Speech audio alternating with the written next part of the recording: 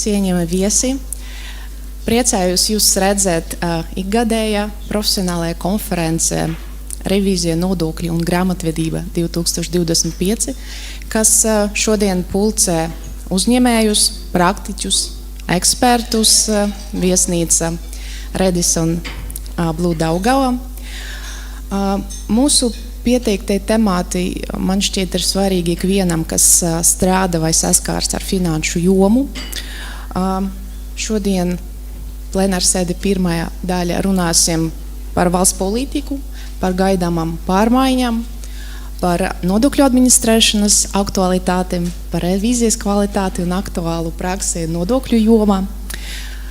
Šī konference ir tāda unikāla iespēja apmainīties ar pieredzi, uzklausīt ekspertus, vadošos speciālistus, aicināt uz diskusijām par risinājumiem, kā mums tikt galā ar izaicinājumiem, kas ir sagaidāmi nākamajā gada. Diemžēl, bet varbūt arī par labu, bez tādiem izaicinājumiem un būtiskam pārmaiņam mēs neiztīksim arī nākamajā gadā. Līdz ar to dienas gaita mēs runāsim gan par finanšu pārskata sagatavošanu, gan par transfercēnām, gan par kriptoaktīviem un vairākiem citiem tematiem. Es vēlos laikam uzsvērt konferences nozīme tieši sadarbības veicināšana, jo tikai tāda dialoga starp profesionāļiem, starp valsts politikas veidotājiem, ekspertiem, mēs varam mazināt kaut kādas neskaidrības, kas mums ir, mēs varam veicināt labas prakses ieviešanu. Paldies organizatoriem, atbalstītājiem un runātājiem par jūsu ieguldījumu šīs konferences tapšanā. Paldies katram dalībniekam par jūsu klātbūtni un cerams ļoti interesantiem jautājumiem.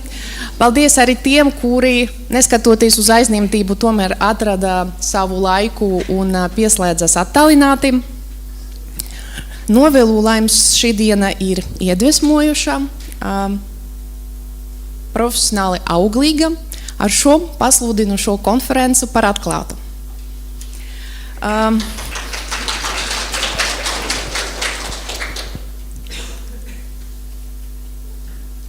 Nākamajā gadā faktiski visi mūsu virsrakstā pieteiktie temāti piedzīvos būtiskas pārmaiņas.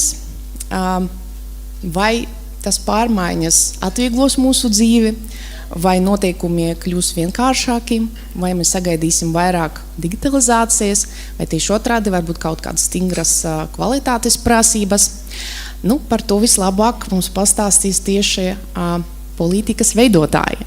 Līdz ar to, kā pirmo runātāju uz skatuves aicinu Ilmaru Šņucenu, kas ir Finanšu ministrijas valsts sekretāra vietnieks nodokļu, muitas un grāmatvedības jautājums. Jā. Labrīt. Jā, prieks jūs visus arī redzēt, klātienē un attālināti. Tieši tā kā arī minēja, šis ir laiks, kad mēs varam gatavoties jau jauniem cēlēniem, ir arī pieņemti, varētu teikt, arī tādi būtiski lēmumi jau daudzi zināmi. Pagājušajā nedēļā parlaments ir apstiprinājis budžetu nākošajam gadam un vidējam termiņam. Jā, vēl tiek gaidīts arī, kamēr arī prezidents izsludinās šos likumus, kā zinām, viens jau ir atgriezts, bet par to varbūt arī sīkāk tālāk.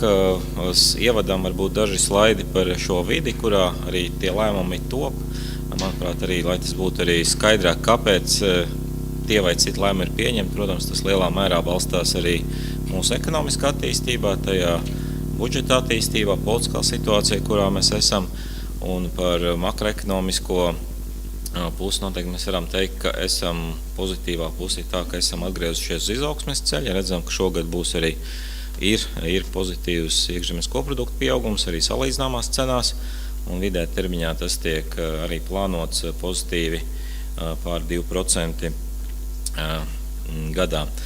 Joprojām arī viens no jautājumiem, kas ir aktuāls ar inflāciju, mēs redzam arī, lai gan šī inflācija, protams, nav tik liela, kā bija šajā post-Covid laikā tieši, bet joprojām ir redzams, ka šogad tā būs pārsniegs 3%, bet jau mazināsies nākošajos gados. Un, protams, tas arī rada, ja no uzņēmējdarbības puses noteikti arī spiedienu uz atalgojumu, jo arī ņemot vērā šo nodarbinātības piedāvājumu pusi, inflācijas pusi, redzam arī šī prognoze, ka atalgojums vidē pieaug 6–7% gadā. Tas faktiski ir jāņem vērā arī plānojot uzņēmējdarbību. Un arī budžeti, protams, jo arī valsts pusē pietiekami svarīgas lietas, gan tas pats izglītības vai medicīnas sektors, kur šī arī algu inflācija jāņem vērā. Jāsaka, ka šāda attīstība, kad ekonomika pieaug, rada arī nodokļu ieņēmumu pieaugumu, kas dod papildus šo rīcību, resursu rīcībai gan valsts, gan pašvaldību iestādēm. Un gadā tie ir, mēs redzam, vidēji 600–700 miljoni eiro, kas nāk klāt no tā, ka ekonomika aug atalgojums, apgrozījums. Bet, protams, šogad un arī šajā periodā jāskarās ar citiem būtiskiem izaicinājumiem tieši izdevuma pusē. Mēs redzam arī, ka īpaši aizsardzības izdevuma pieaugums ir būtiski palielināts un budžets ir apstiprināts ar aizsardzības izdevumiem 4,9% no koprodukta, kas ir ļoti būtisks pieaugums pret to, kas mums ir bijis iepriekš. Un jāsaka, attiecīgi, lai to nodrošinātu ar šādu vien ieņēmumu pieaugumu nepietiek, ir veikti arī būtiski pārskatījumi izdevuma pusē, ir samazināts samērā būtiski, un arī ir deficīta pusē, ņemot vērā arī, ka ir arī speciāli atkāpe paredzēta tieši aizsardzības jautājumiem no Eiropas komisijas deficīta pusē. Ja no nodokļu ieņēmuma puses, tieši minēja, ka šī attīstība tiek prognozēta tieši tā atbilstoši šai makroekonomiskai attīstībai, kā papildu izaicinājums budžetā, kas ir saistīts ar ieņēmumiem, bet nav saistīts ar nodokļiem, ir šajā tabulā pēdējā rindiņa ārvalstu finanšu palīdzība. Mēs redzam, ka tiek sasniegts nākošais gads, varētu teikt, tāds kā pīķis šo ieņēmumu vai resursu saņemšanā, bet mainoties šiem plānošanas periodiem, ir zināms arī ielē, kas jāaiziet, kamēr viņi atkal tiek atgūti iepriekšējā līmenī. Tā kā tas īpaši investīciju pusē sabiedriskam sektoram ir, un arī privātam sektoram, kas var piedalīties šajās investīcijās, ir būtiski. Pašlaik pie nodokļu politikas pirmā ziņa ir, ka faktiski būtiskas izmaiņas tieši lielajos nodokļu likumos, arī, kas redzējām no ieņēmuma puses, ir būtiskākie, kas skar ieņēmumu apjomu, netiek plānotas un tiek turpināta šī reforma, kas arī bija pieņemta pagājušā gadā. Attiecīgi, kā zinām, šogad esam pārgājuši uz fiksēto neapliekamu minimumu un bija plāns arī šo neapliekamu minimumu pakāpeniski paaugstināt. Tas arī tiek pildīts. Un arī, protams, arī sabiedriskā vidē parādās arī diskusijas par to pašu pientās vērtības nodokļa, kā resursu potenciālam izdevumam. Arī šeit redzam, ka Latvijā tās izmaiņas ir drīzāk uz pretējo pusi. Bet redzam, ka mūsu kaimiņu valsts Lietuva, Igaunija ir izvēlējušies citu veidu, kā šos izdevumu izaicinājumus finansēt, un tas ir caur nodokļu paaugstinājumiem. Igaunijai jau ir šogad sasniedzis PVN 24% līmeni. Gan Igaunijai, gan Lietuvai ir paaugstināti ienākumu nodokļu likmes, un Lietuva nākošais gads, viņi pamata standarta likme PVN atstāja esošā līmenī, bet tiek paaugstināts šī samazinātā likme. Turklāt arī būtiski samazinot šīs samazinātās likmes tvērumu. Kā redzam, no nākošā gada pats siltuma enerģija vairs netiks piemērot samazinātā likme Lietuvā. Un pie darba spēka nodokļu izmaksām, kā minēja, būtiski, ka tiek turpināta šī reforma, un nākošais gads ir neapliekamais minimums paaugstināts par 40 eiro. Faktiski tas nozīmē, ka 10 eiro mēnesī katram strādājušam, kas kvalificēja šim neapliekamam minimumam, būs klāt. Tas arī noteikti ir būtiski, jau kā minēja, šīs inflācijas pusē, gan arī šīs spiediena uz darba algu kāpumu, kas nāk no šī darba spēka piedāvājuma puses. Bet, protams, mums jārēķinās, ka ir notiek arī pastāvīgi šī konkurence arī reģionā, Baltijas valstu pusē un, saprotam, arī Igaunija arī nākošu gadu taisa diezgan būtisku reformu attiecībā uz šo neaplieku minimumu. Arī pārējot atpakaļ uz fiksēto neaplieku minimumu. Kas būtiskāks tieši no nodokļu izmaiņām, kas ir pieņemts šajā budžeta paketē, budžeta pavadošajos likumprojektos, ir viens jauninājums uzņēmuma ienākuma nodoklī, un kas ir faktiski būs iespēja izmantot alternatīvu uzņēmuma ienākuma nodokļa režīmu, kas, ja uzņēmuma visi īpašnieki ir fiziskās personas. Un tādā gadījumā uzņēmums sadalot peļņu var izvēlēties alternatīvu modeli, piemērot nevis 20, bet 15% likmi uzņēmuma ienākuma nodokļa, bet tādā gadījumā tiek piemērots arī iedzīvot ienākuma nodoklis uz šo dividendžu apjomu tiesas, kas būs 6%. Šo slogu atstājot aptuveni līdzīgā līmenī, attiecīgi tas būtu fiskāli neitrāls pasākums, bet kādēļ arī šāds risinājums ir piedāvāts un pieņemts, tas ir nācis pamatā no ārvalstu investoriem, no fiziskām personām, kas investē nevis kā uzņēmumi, bet kā fiziskas personas, jo, protams, ja viņi paliek šie ārvalstu rezidenti, viņiem iedzīvot ienākuma nodokļu saistības ir savā valstī. Un, protams, Latvija ir noslēgts arī dubultās nodokļu šīs līgumi, konvencijas, kas novērš dubultu nodokļu aplikšanu, bet Latvijas gadījumā iedzīvot ienākuma nodoklis ir 0, attiecīgi nav ko pretī likt šim nodokļu apjomam, kas tiek prasīts viņu mātes valstīs vai rezidents valstīs. Un šis sadalījums ļauj gan Latvijai saglabāt esošo ieņēmumu apjomu, gan arī šiem ārvalstu investoriem kreditēt šo Latvijas nodokli pret potenciālo nodokli viņu rezidents valstīs. Protams, arī Latvijas fiziskā uzņēmumi, kuri Latvijas fiziskās personas var izvēlēties šādu režīmu. Tie mērķi var būt arī dažādi, piemēram, ka ir vēlme, lai daļa no šī iedzīvot no šī peļņas sadalas arī paliek tās pašvaldības rīcībā, kurā arī šis investors ir dzīvo, kas arī varētu būt viens no motīviem. Skatīsimies, tikko jauns režīms ir ieviests, kā viņš tiks izmantots un iedzīvosies, jo, protams, Latvijas gadījumā šis tiek piemērots tikai peļņas sadalas brīdī. Tas nav obligāts katru gadu.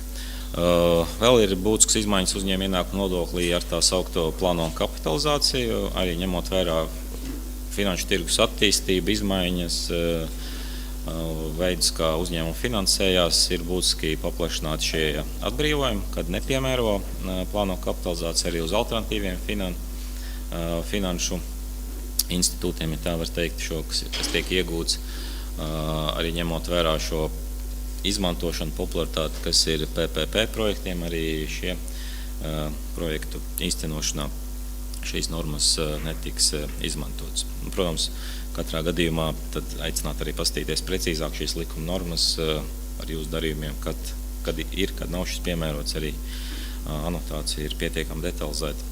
Un jā, uz otro lasījumu arī vēl bija papildinājums šīm normām, kas ir saskaņots gan ar Finanšu nozares asociāciju, gan ar alternatīvo, teiksim, to jauno finanšu dalībniekiem.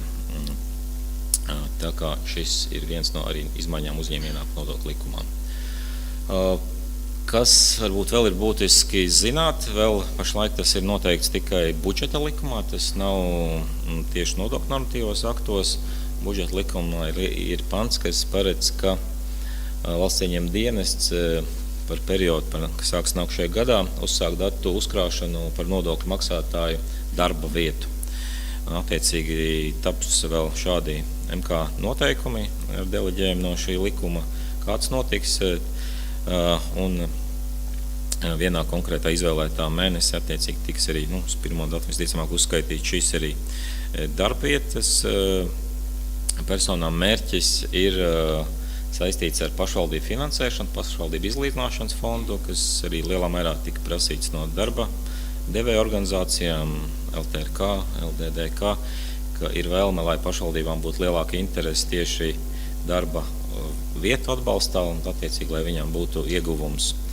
Tur vēl būs detaļas, kā tas tiks darīts, un noteikti arī būs sabiedriska apspriešana, sapratīsim precīzāk, tā kā tā ir tāda politiski pielemta norma, tad šobrīd vēl nav tas tehniskais risinājums šobrīd gatavs, bet pie tā tūlīt arī sākam strādāt. Un tas mērķis, protams, nav apgrūtināt uzņēmumus ikdienā, bet šo risinājumu būs jāizstrādā.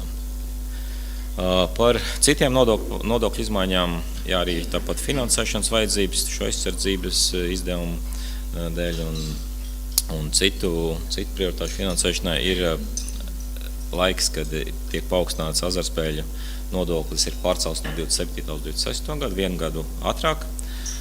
Tās likmes ir saglabāts tāds, kāds bija paredzēts 7. gadā, bet viņš stājas gadu iepriekš. Un, jā, no reakcijas nodoklī no vienas puses mums jau ir arī likumā konkrēts akcijas nodokļa paaugstināšanas grafiki līdz 27. gadam bija spēkā. Un ar šo grozījumu, kas pašlaik ir aizgājis, ir turpinājums arī 28. gadam, bet vienlaiks arī izmaiņa šīs akcijas nodokļa likmēs alum, stipriem, alkoholam un tabakai arī jau 26. gadu ir savādāks nekā bija iepriekš plānots. Attiecīgi vienziņa būs nedaudz zemāks kāpums alus akcīzē, bet augstāks stipriem, alkoholam un tabakai nekāds bija pieņemts pagājušajā gadā. Jā, ja par 28. gadu arī mēs diezgan saulaicīgi arī gribam īpaši, jo tam ir ietekme uz uzņēmēju darbību saistībā ar akcijas nodokli bezalkoholiskiem dzērieniem. Tur ir plānots paaugstinājums, bet arī izdalīt jauna grupa, kas ir enerģijas dzērieni, kuriem šis kāpums ir plānots vēl straujāks nekā citām šīm bezalkoholisko dzērienu grupām. Ņemot vērā arī to, ka arī šobrīd šie dzērieni arī tiek administrēti savādāk citu iemeslu dēļ. Tie paši pieejamība līdz 18 gadiem nav iespējama. Jā, ir arī pieņemts viens pilotprojekts pievienotās vērtības nodokļa likumā. Ar jūliju tiks piemērot samazinātā likme virknē produktu, maizei, pienam, olām, mājputnu gaļām. Gaļai ir pievienotās vērtības nodokļa likumā arī pielikums, kas detalizētāk izskaidro, ko nozīmē katrs no šiem produktiem, attiecīgi, lai nemulsinātu ne ražotājus, ne tirgotājus, jo noteikti arī valsts ieņem dienestam, ka administrētājiem nebūtu tas pienākums precīzi saprast šo terminu maize. Zemkopības ministri attiecīgi ir izstrādājusi šo pielikumu un šo detalizāciju, lai būtu vēl ir izmaiņas pievienotās vērtības nodoklī, ka samazinātā likme grāmatu piegādē presē, tā skaitā arī internetā, attiecināt tikai uz tiem darbiem, kas ir valsts Eiropas OECD valodās. Ir izmaiņas dabaspēku resursu nodoklī. Nākošajā gadā tas ir smilts un smilts grants likmes ir kāpuši. Ar 7. gadu ir plānots būtisks pieaugums kūdras dabas resursu nodoklī un ieviests arī jauns objekts, kas ir koksne, kas tiek izvesta no Eiropas Savienības. Noteikti arī valsts uzņēmumi arī noteikti ir par to arī jau lietas kursā, bet ir būtiski arī paaugstināt šis dividenžu apjoms uz šo vidē termiņa periodu, kas tiek plānots no valsts uzņēmumiem līdz 90% un lielajiem uzņēmumiem arī, kas faktiski nodrošina lielāko daļu no šīs dividenžu iemaksas valsts budžetā, ir noteikts arī speciāls norma, piemēram, Latvijas Loto vai Latvijas valsts mežiem, tie ir 100%, kā piemēram, kas tiek plānoti. Par nodokļu administrēšanu es varu ļoti īsi, pēc manis arī būs valsts ieņem dienesta kolēģi, kas pastāstīs precīzāk. Jā, ir diezgan lielas pārmaiņas, tāds struktūrāls pārmaiņas finanšu ministrijas resorā. Ar aprīlī valsts ieņem dienesta pārņem arī izložu azartspēļu uzraudzības inspekcijas darbu. Un no otras puses ar janvārī vairs nodokļu muitas policija nav valsts ieņēmuma dienesta sastāvā, bet būs atsevišķa iestāde un turklāt būs iekšlietu ministra pāraudzība attiecīgi šīs policijas funkcijas tuvinot un mēģinot panākt lielāku sinerģiju tieši šajām kriminālu uzraudzības apkarošanas lietām. Būtiskas izmaiņas nokavējuma naudas aprēķinā. viņš tā kolēģi pastāstīs vairāk, bet būs, ka tiks 2 reizes mēnesī mainīt tikai šie datumi. Transfercenu jomā arī ir pieņemta likuma, nav saistīts ar budžeta paku šīs izmaiņas, tās ir pieņemts agrāk, bet šī spēkā stāšanās ir nākušā gada sākums. Skatījos, ka būs arī speciāla prezentācija par transfercenām, tādēļ lielās detaļās neiešu, bet tieši tā būtiski ir, mūsuprāt, mīkstināts šis administratīvais sloks uzņēmumiem, kuriem tas nepieciešams, bet vienlaikus ieviešot jaunu kontrolēto darījumu pārskatu. Attiecīgi arī valsts ieņēmuma dienestam uzlabosies šī risku vadības spēja transfercenu jomā. Un tad pieņemam arī šie prasījumi uzņēmumiem pēc pilnās dokumentācijas varētu būt retāki un mērķētāki tieši kā šī risku vadības pusē. Un, protams, jāņem visiem vērā, kas arī, kuri ir iesaistīti kādās kriptoaktīvu dalībās, ka nodokļu administrācijas apmainīsies turpmāk arī ar šo informāciju. Attiecīgi, kriptoaktīvu pakalpojumu sniedzēji sniegs datus nodokļu administrācijām, un tad attiecīgi nodokļu administrācijas apmainīsies par informāciju saņems par saviem rezidentiem, uzsniegs informāciju par citu valstu rezidentiem, kas to rīcībā tieši par darījumiem kriptoaktīviem. Nākošais gads, 1. gads, kad sākās šī informācijas ievākšana, un 7. gadā notika šī pirmā apmaiņa. Tā kā aizvien vairāk arī tiek aptverti, ja varētu teikt, vairs nevar teikt jaunie, bet joprojām varbūt ne tik tradicionāli arī finanšu veidi arī nodokļu administrācijas kontrolē, risku vadībai. Par grāmatvedības aktualitātes politikas, primāra aktivitāte ir tā, kas ir arī pieņemta jau pagājušā gadā e-rēķini, un arī ir palaisti valsts maksājumiem ar valsts sektoru, kas ir obligāti jau no šī gada sākuma. Parlaments ir pagarinājis šo pārēju uz obligātu visā ekonomikā uz 28. gadu, no 26. gada, kas bija sākotnēji domāts. Varētu teikt, arī šis solis, ka sākam ar valsts tieši sektoru pirmais bijis pareizs, jo ir atklājies arī pietiekami daudz jautājumu, kas vēl ir jārisina, lai to palaistu tādā uz visu ekonomiku, un ir dots vēl papildu laiks gatavoties gan mums, valsts pārvaldē, gan arī uzņēmējiem, lai būtu gataviem šiem e-rēķiniem. Bet ir jaunumi arī ar 26. gadu. Šie rēķini, kas ir obligāti, tiks nodot arī valsts ieņēmuma dienesta rīcībā, un arī šonedēļ ir apstiprināti kā noteikumi ministra kabinetā izskatīti, kas ir ar šo rēķinu apriti vēl paskaidro papildus, un arī šo jauno sistēmu arī detalizēti apraksta. Šo es jau minēju, attiecīgi arī tas notiek pakāpeniski, jāskarī, ka valsts ieņēmuma dienests arī inicējis faktiski visu gadu garumā diezgan būtisku darbu tieši sadarbībā ar lietotājiem un meklē šos labākos veidus, kā būt gataviem uz šo 28. gadu, tieši tā, lai visai ekonomikai būtu. Tur ļoti liela loma ir arī varam viedās attīstības ministrijai, FDA, jo tas var būt pamatfokus, ir domāts tieši uz mazākiem uzņēmumiem, kā viņiem nodrošināt šo vieglāko resursu. Jo mēs saprotam, ka liela uzņēmumi jau pašlaik, kuriem tie rēķini ir daudz, jau izmantoja rēķinus. Droši vien arī visi ir saņēmuši kādu LMT rēķinu vai Tele2 arī e-formātā, e-rēķinu formātā jau iepriekš, ja ir tāda vēlme, tādu var saņemt. Un ir izmaiņas arī grāmatvedības kārtošanas noteikumos. Ir tā skaidrāk definēti jautājumi, kas saistīti ar atsevišķu jautājumu ar rēķiniem. Un viens var būt avansa rēķins, jeb priekšapmaksas rēķins ir obligāti jāizraksta strukturēt kā e-rēķina formā. Un ja tas ir apmaksāts, tad faktiski šis jau gala vairs nav nepieciešams kaut kāds gala e-rēķins, lai to nofiksēt, ja viņš jau ir apmaksās. Attiecīgi to var nesagatavot kā papildu attaisnojumu dokumentu. Un koriģējušais rēķins ar definēts attiecīgi, tas arī nepieciešams, ka to veikt e-rēķina formā. Un arī jābūt atsauce arī šo iepriekšējo e-rēķinu. Attiecīgi e-rēķinu labo ar e-rēķinu. Tā laikam tā pamata būtība. Un arī ir definēts, ka šajā e-rēķinā ir nepieciešams arī, ka to attēlo arī cilvēku lasāmā formā, datorā vai cits ierīces ekrānā un nodrošināt iespēju veidot attaisnojumu papīra formā izdruku.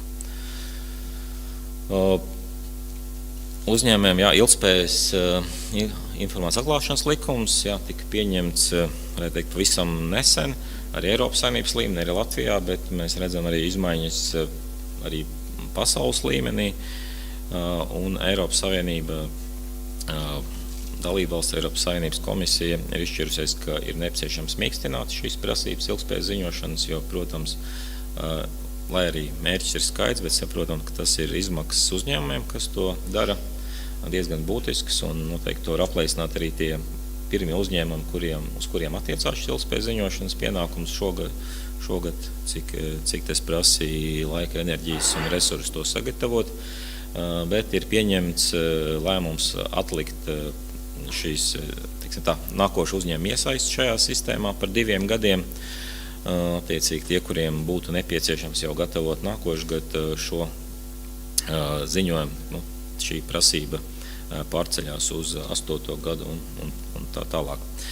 Bet šajā laika posmā ir plānots arī mainīt kritērijus, kā uzņēmumi klasificējās šai ilgspējas ziņošanai, tos diezgan būtiski paaugstinot.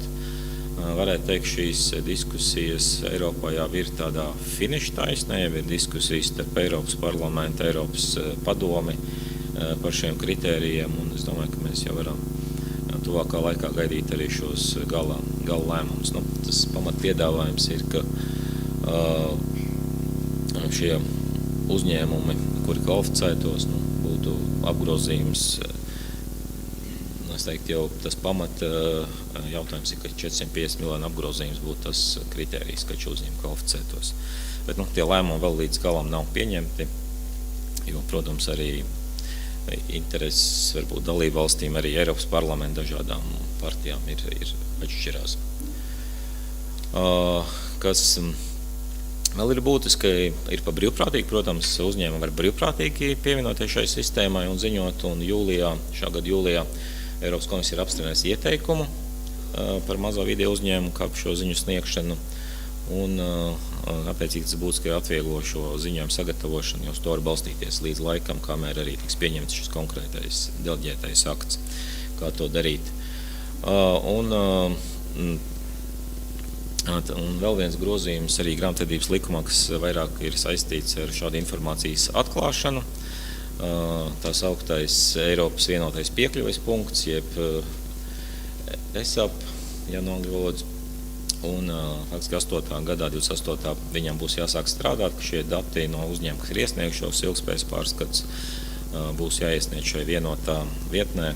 Tā būs pieejama arī visiem, un Latvijai, protams, jānodrošina mūsu uzņēmumu šo ilgspējas pārskatu cits informācijas iesniegšanu ESAPā. Pašlaik arī šie grozījumi ir jau parlamentā.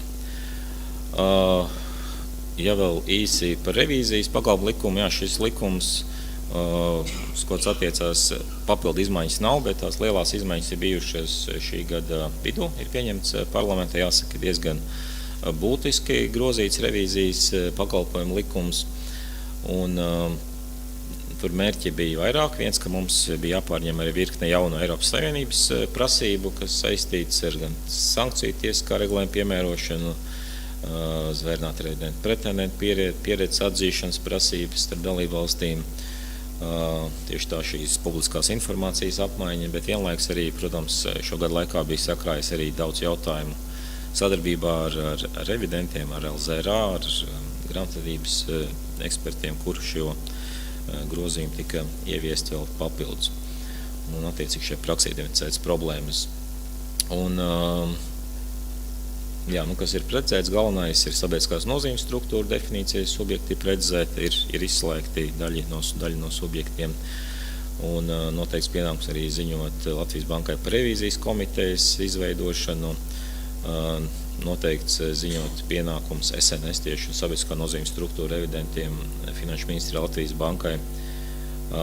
Ja tiek kavēts ērināt revidenta ziņojuma iesniegšana, kas vēl no tādiem būtiskākiem, būs publiskā un nepubliskā daļa, un vairāk tāda no data aizsardzības viedokļa dati būs pieejami pēc pieprasījuma, ja tāda vajadzība būs, bet viņi jau tādi vecāki dati vairs netiks uzglabāt tieši pieejamībai tūlītēji. Un par apdrošināšanu ir izmainīts šis atbildības limiti, kas jau arī bija novecoši, varētu teikt, šo gadu laikā arī tur ir izmaiņas. Kas vēl no tādiem būtiskākiem, piešķirts arī Finanšu ministrija kompetenta iestāde varēs piemērot sankcijas administratīvos pasākumus arī tiem revidentiem, kas nav sabiedriskās nozīmes struktūru, attiecīgi neapkalpo, jo pašlaik Finanšu ministrija uzrauga un var piemērot šīs sankcijas tikai uzņēmumiem revidentiem, kas ir šie SNS revidenti. Tas varbūt par tiem, varbūt teikts, kādas lietas es šoreiz izlaidīšu, ja ir kādi jautājumi, noteikti mēģināšu atbildēt. Vai ir kādi jautājumi no auditorijas? Ilmar, paldies jums par tādu plašu ieskatu, bet jūs ļoti labi iestāstījat, kādas ir tās pārmaiņas un grozījumi. Varbūt ir kādas tādas jomas, kas relatīvi nostabilizējušas, un tās pārmaiņas vairs nebūs sagaidāmas aiz nākamajā gada? Protams, tas būtu labi. Mēs jau arī neesam tie, kas grib visu mainīt reiz. Jāskatās, ka tīri no politiskās apņemšanās arī Finanšu ministrs to definēja, ka būtiskas izmaiņas būtu vēlams vienreiz politiskā ciklā, tas būtu vienreiz Saeimas laikā, kas, protams, izriet no tā, kas ir politiski apsolīts gan vēlēšanu laikā, kāda ir šo partiju ideoloģija, kas veido valdību, un tā ir vienošanās, kā arī tiek attīstīts. Jo, protams, arī mēs saprotam, ka šīs bijušās izmaiņas nav labas ne mums, ne administrētājiem un uzņēmumiem, un to visu labāk zināt iepriekš. Par nākušo gadu, kā minēju, tās nebija vienkārši izšķiršanās bija tiešām, ka tas, kas bija apsolīts pagājušā gada, var teikt, tā reformā, tas tiek viss arī īstenots. Nestoties arī varbūt kādiem finanšu spiedieniem, ka tiks meklēt šavoti citur, nevis tieši nodokļos. Un attiecīgi, nākošajā gadā visi ejam uz vēlēšanām, izvēlamies labāko, kā teikt, parlamentu, un tad būs arī labākie lēmumi. Tas, ko mēs atbalstam. Paldies jums! Paldies! Jā, paldies!